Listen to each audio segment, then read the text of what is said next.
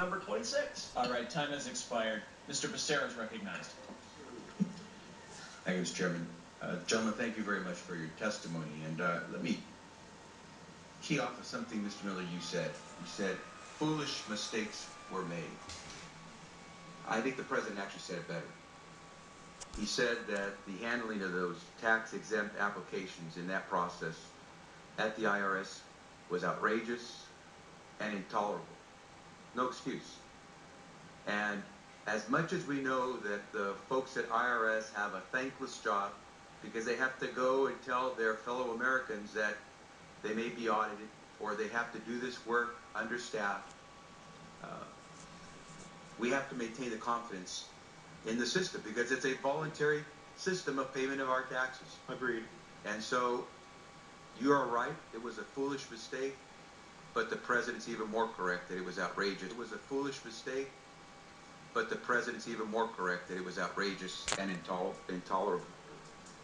Now, let me also focus on something, Mr. George, you said.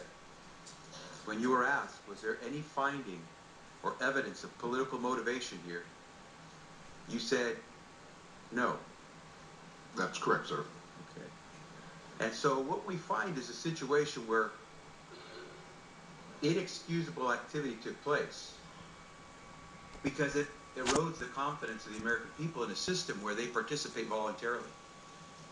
And if there's a place in public service where you have to have the highest level of conduct and standards, it's at the IRS. And so, Mr. Miller, I think it's unfortunate for those who are in positions of authority, but the buck has to stop somewhere, and I think that's exactly what we're saying. That should not diminish the good work that has been done by anyone within the IRS over the years.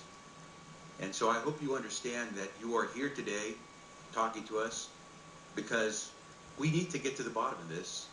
We need to clean up and clear out so we can go back to the business of making sure that people respect the fact that we have a voluntary system of paying our taxes. Having said that, let me ask a question of Mr. George.